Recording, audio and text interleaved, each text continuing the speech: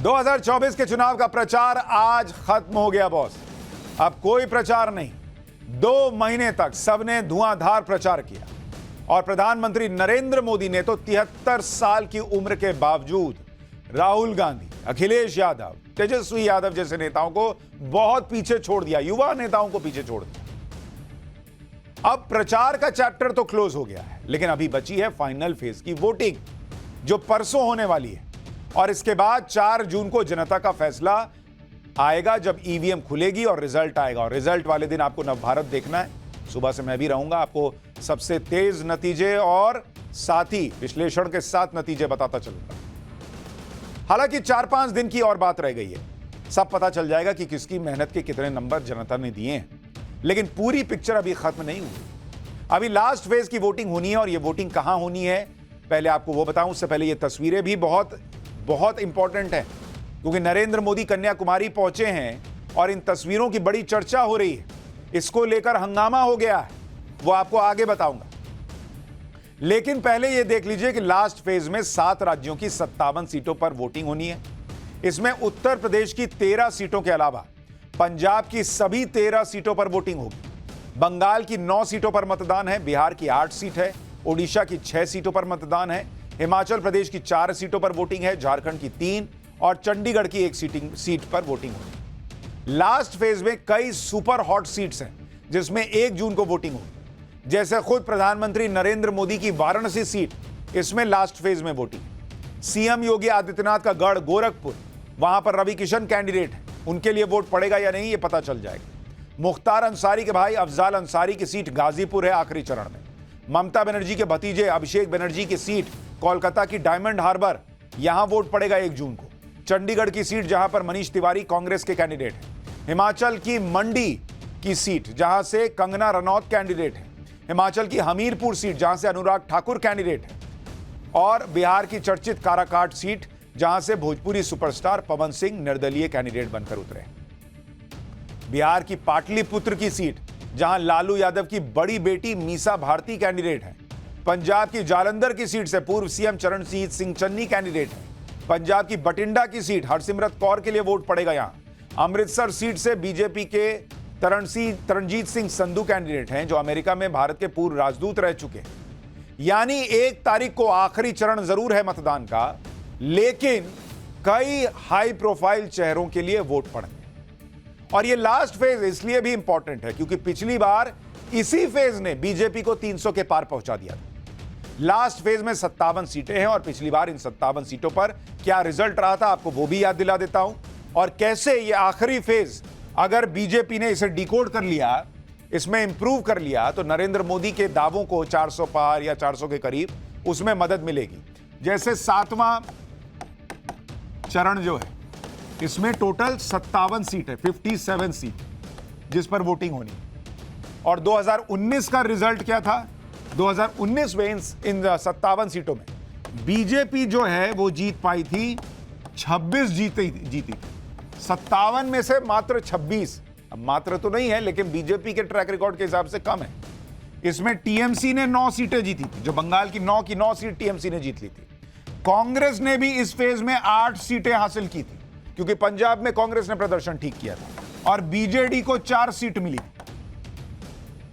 NDA को अगर आप मिला लें, इसमें अगर आप देखें कि एनडीए वर्सेस इंडी करेंगे, तो एनडीए के खाते में कितनी सीट आई थी?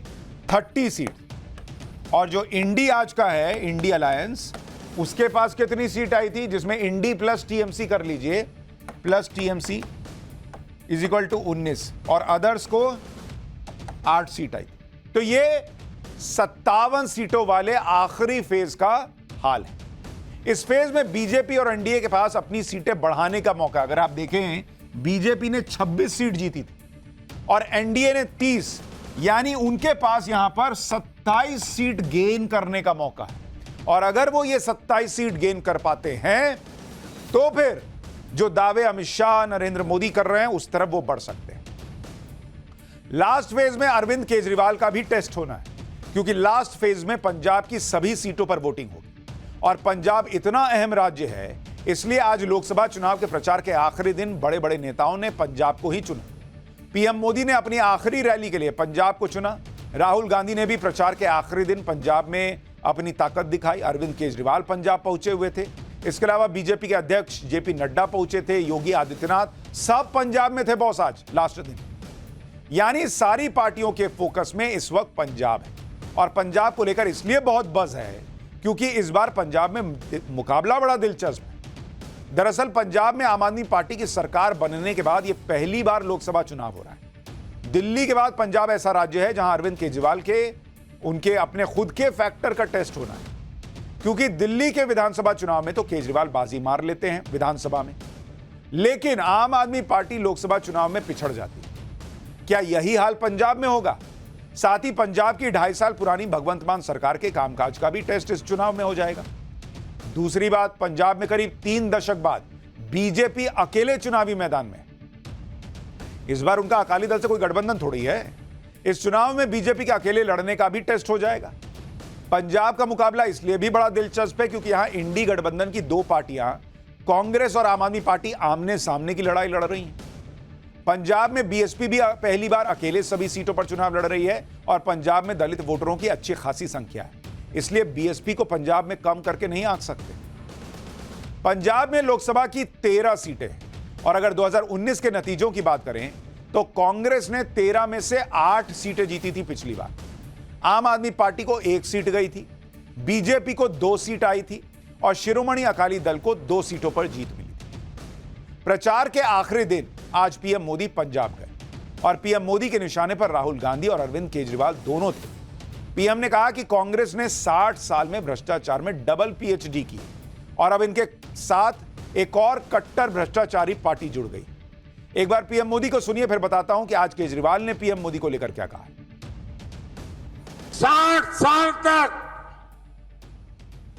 कांग्रेस ने जो कारनामे किए हैं, भ्रष्टाचार की एक से बढ़कर एक वारदातें की हैं, ऐसा लगता है कांग्रेस ने भ्रष्टाचार में डबल पीएचडी कर ली है और अब कांग्रेस के साथ एक और कट्टर भ्रष्टाचारी पार्टी भी जुड़ गई है। इतना ही नहीं, ये भयंकर झूठवादी पार्टी भी है। भ्रष्टाचार की जननी कांग्रेस की गोद से ये कट्टर भ्रष्टाचारी पैदा हुए हैं और इसलिए कांग्रेस को तो भ्रष्टाचार में पीएचडी करते करते 60 साल लगे। ये तो जन्म से ही कट्टर भ्रष्टाचारी पैदा हुए हैं। यानी केजरीवाल की पार्टी आम आदमी पार्टी के लिए कह रहे हैं प्रधानमंत्री मोदी, ये जन्म से ही कट्टर भ्रष्टाचारी पार्टी पैदा हुई है। पंजाब में पीएम मोदी के निशाने पर कांग्रेस से ज्यादा केजरीवाल है। अरविंद केजरीवाल भी पंजाब में कांग्रेस पर सीधे अटैक करने से तो बच रहे हैं, लेकिन पीएम मोदी पर जमकर हमले कर रहे हैं। पंजाब में प्रचार के दौरान अरविंद केजरीवाल ने कैसे पीएम मोदी पर हमला बोला, वो सुनिए, फिर बताता हूं कि आखिरी फेज की वोटिंग से पहले पीएम मोदी को लेकर विपक्ष क्यों छाती पीट रहा है। पूरे देश में जनता मोदी जी को हटाने का मन बना चुकी है। लोग महंगाई और बेरोजगारी से त्रस्त हैं। अच्छे दिन आने वाले हैं, मोदी जी जाने वाले हैं। खैर, ये अपने अपने दावे लोग कर रहे हैं और ये बयानबाजी तो अब खत्म हो गई क्योंकि प्रचार ही खत्म हो गया। लेकिन इंडी गठबंधन का रोना बंद नहीं हुआ। रोना धोना अब नया रोना धोना शुरू किया इन लोगों ने। प्रधानमंत्री नरेंद्र मोदी के कन्याकुमारी जाने पर, वहां मेडिटेशन करने पर भी ये लोग छाती पीट रहे हैं। विपक्ष वाले कह रहे हैं कि लास्ट फेज की वोटिंग से पहले नरेंद्र मोदी मेडिटेशन करने पहुंच गए और वोटिंग वाले दिन पीएम मोदी की यही तस्वीरें चलेंगी टीवी पर। लेकिन सवाल तो यह है कि जब इंडी गठबंधन खुद ही मान रहा है कि नरेंद्र मोदी हार चुके हैं, अभी बोले ना केजरीवाल की मोदी जी चले गए, ये लोग खुद ही कह रहे हैं कि 6 फेज में मोदी जी निपट गए, तो भाई लास्ट फेज में मोदी जी कन्याकुमारी में मेडिटेशन करें, होनोलुलु में करें, उससे क्या फर्क पड़ना। आप तो कह रहे हो वो हार चुके हैं और ऊपर से मेडिटेशन कर रहे हैं। नरेंद्र मोदी को मेडिटेशन करते हुए देखकर लोग बीजेपी को वोट करने लग जाते हैं। भाई राहुल गांधी भी मेडिटेशन करें, कांग्रेस को वोट पड़वाएं। अरविंद केजरीवाल मेडिटेशन करें, आम आदमी पार्टी को वोट पड़वाएं। ममता बनर्जी मेडिटेशन करें, टीएमसी को वोट पड़वाएं। अगर मेडिटेशन करते देखकर लोग वोट करते हैं तो आप भी करिए, किसी ने रोका है? मतलब कुछ भी हिसाब है। एक तरफ कह दीजिए कि मोदी हार रहे हैं, दूसरी तरफ कहिए कि मोदी ध्यान लगाकर वोट ले लेंगे। अरे वोट ले लेंगे तो हार ही गए तो क्या कर लेंगे।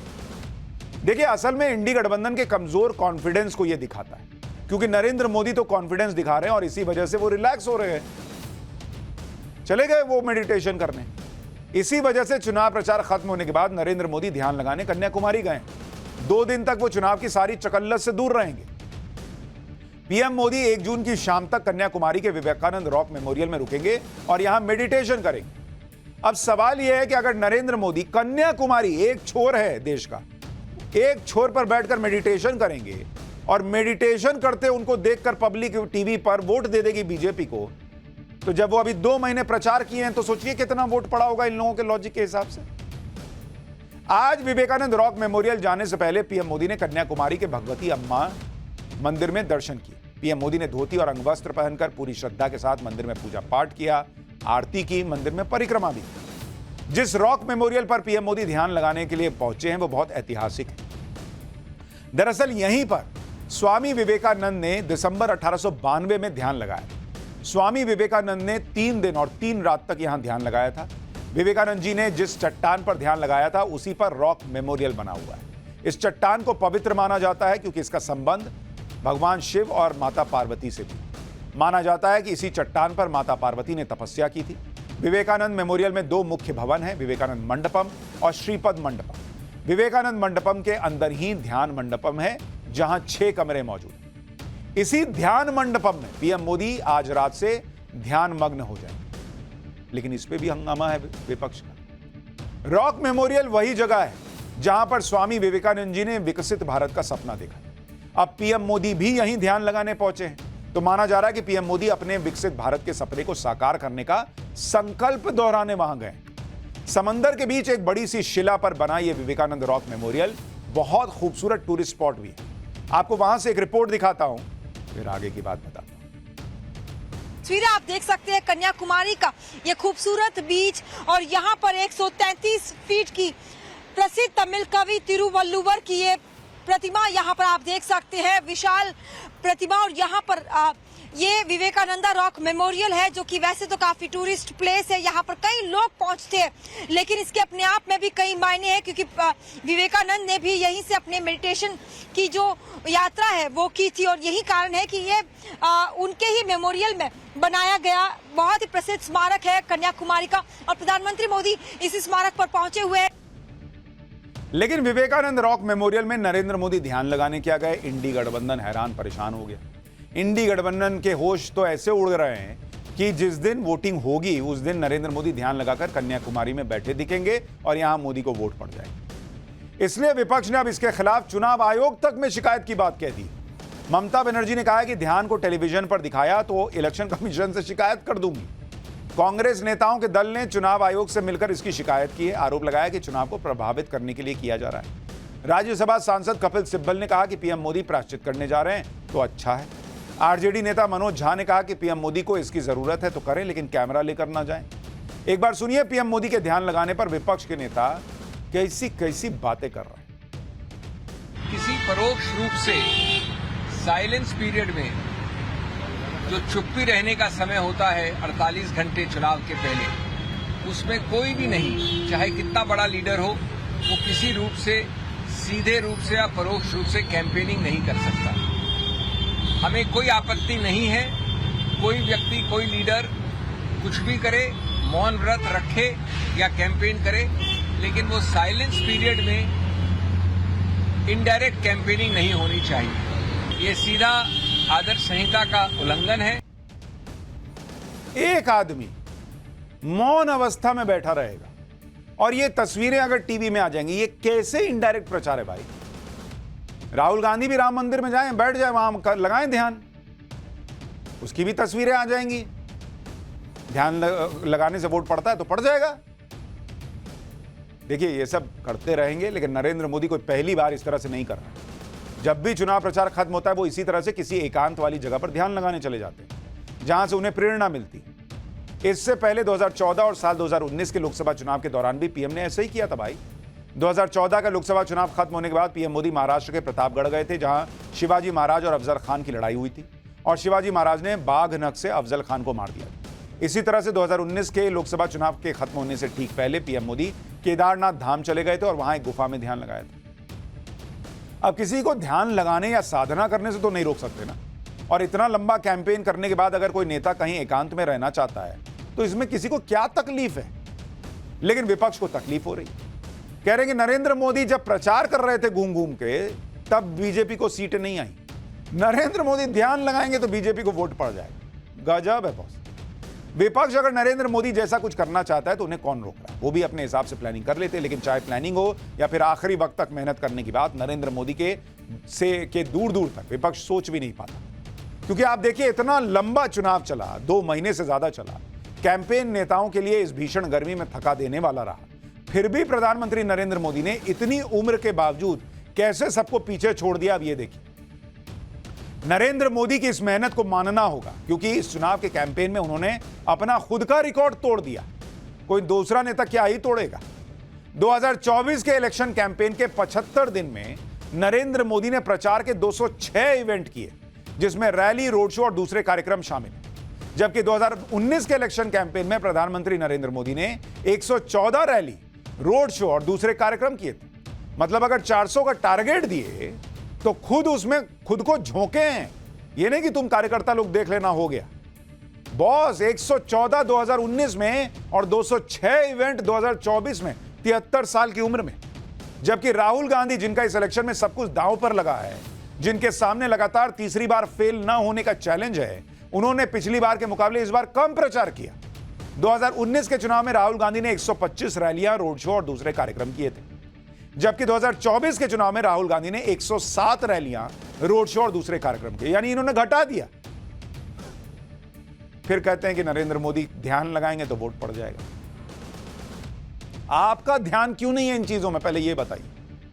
अगर आप नरेंद्र मोदी और राहुल गांधी दोनों के कैंपेन की तुलना करें तो नरेंद्र मोदी 73 साल की उम्र में 206 रैली और रोड शो करने के साथ साथ 80 इंटरव्यू दिए, और राहुल गांधी 53 साल की उम्र है, 20 साल कम छोटे हैं नरेंद्र मोदी से। रैली, रोड शो 107 ही किए और 1 इंटरव्यू दिए, 1। विपक्ष का हाल यह है कि वो नरेंद्र मोदी को प्रचार में अमित शाह और योगी आदित्यनाथ को ही टक्कर नहीं दे पा रहा। नरेंद्र मोदी को क्या देगा? इस चुनाव में अमित शाह ने 221 रैलियां और रोड शो किए हैं, यानी अमित शाह के भी करीब ये लोग नहीं पहुंच पाए। इसके अलावा अमित शाह ने 118 इंटरव्यू दिए। योगी आदित्यनाथ ने इस चुनाव में 198 रैली और रोड शो किए। योगी आदित्यनाथ ने 14 राज्यों में चुनाव प्रचार किया। 2024 का कैंपेन तो खत्म हो गया। अब सबको 1 जून के एग्जिट पोल और 4 जून की काउंटिंग का इंतजार है।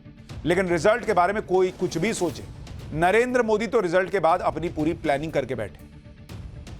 आज पीएम मोदी ने पंजाब की रैली में एक ऐसा बयान दिया जिसने सबकी धड़कनें बढ़ा दी। पीएम मोदी ने कहा कि 4 जून के बाद 6 महीने में देश विकास की नई रफ्तार पकड़ेगा। इसके अलावा 6 महीने में राजनीति में भी बड़ा तूफान आने वाला है। पीएम मोदी ने कहा कि अगले 6 महीनों में हम परिवारवादी पार्टियों में एक नया बिखराव देखेंगे। सुनिए कैसे पीएम ने 4 जून के बाद के 6 महीने के लिए क्या कह दिया है, और उसको लेके कई लोग सोच रहे हैं कि क्या ही होने वाला है। 4 जून के बाद जो 6 महीने हैं उसमें देश विकास की एक नई रफ्तार पकड़ेगा। लेकिन इसके अलावा 6 महीने राजनीति में भी नया तूफान लाने वाले हैं।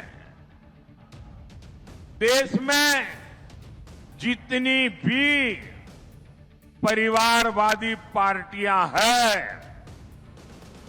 उनके कार्यकर्ताओं में निराशा चरम पर है।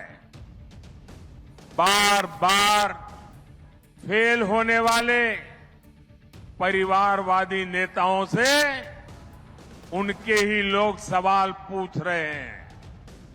इसलिए अगले 6 महीने में हम परिवारवादी पार्टियों में एक नया बिखराव देंगे, देखेंगे, बिखर जाएगी। साथियों, देश को तोड़ने का सपना देख रही पार्टियों को उनके कार्यकर्ता ही तोड़ देंगे। साथियों, उड़ीसा की राजनीति में भी नया भूचाल देखने को मिलने वाला है।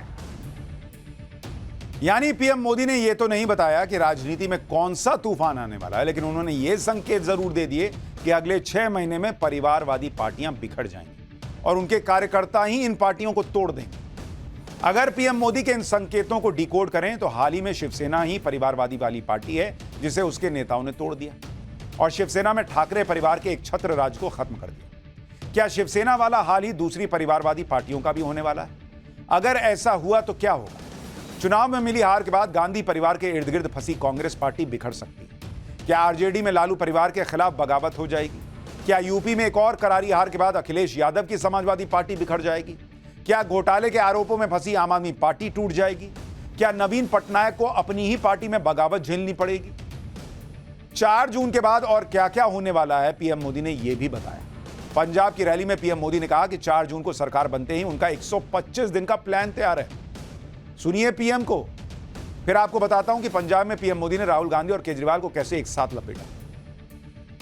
सरकार बनते ही तीसरे टर्म में अगले 125 दिन में क्या होगा, सरकार क्या करेगी, सरकार कैसे करेगी, सरकार किसके लिए करेगी, सरकार कब तक करेगी, इसके रोड मैप पर काम कर लिया गया है। यह है नरेंद्र मोदी का कॉन्फिडेंस। वो कह रहे हैं कि भैया 4 जून के बाद 125 दिन में क्या करना है, इसका ऑलरेडी काम इस पर हो चुका है और अभी नतीजे नहीं आए। लेकिन यह नरेंद्र मोदी का कॉन्फिडेंस है कि 125 दिन का रोड मैप तैयार करके बैठे हैं। इनकी प्लानिंग ही अलग लेवल पे चल रही है। जबकि आप दूसरी तरफ इंडी गठबंधन की प्लानिंग देखिए। नतीजे आने से पहले 1 जून को इंडी गठबंधन दिल्ली में मीटिंग करेगा जिसमें संभावित नतीजों के आधार पर रणनीति बनाने पर मंथन होगा। कांग्रेस के नेता कह रहे हैं कि उनके गठबंधन की सरकार बनते ही 2 से 3 दिन में पीएम कौन होगा यह तय कर लेंगे। लेकिन यानी अभी उन्हें सरकार बनने का पूरा भरोसा भी नहीं है। जबकि दूसरी तरफ पीएम मोदी के नेतृत्व में एनडीए इतना कॉन्फिडेंट है कि यहां शपथ ग्रहण समारोह की तारीख और वेन्यू फाइनल किए जा रहे हैं। कुछ मीडिया रिपोर्ट्स में दावा किया गया है कि 9 जून को एनडीए सरकार का शपथ ग्रहण समारोह होगा। साल 2014 और 2019 में तो शपथ ग्रहण समारोह राष्ट्रपति भवन में हुआ, लेकिन सूत्रों का कहना है कि इस बार शपथ ग्रहण समारोह किसी अलग वेन्यू में हो सकता है जहां ज्यादा से ज्यादा लोग आ सकें। यह अभी कयास है। इसमें एक विकल्प कर्तव्य पथ भी हो सकता है जो सेंट्रल विस्टा प्रोजेक्ट का हिस्सा है। इसके जरिए सरकार अपनी उपलब्धि और विजन को भी दर्शाएगी। लेकिन यह होगा या नहीं, ये तो 4 जून के बाद पता चलेगा। 4 जून के बाद कितना पानी बहा इस चुनाव में वो भी तय हो जाएगा।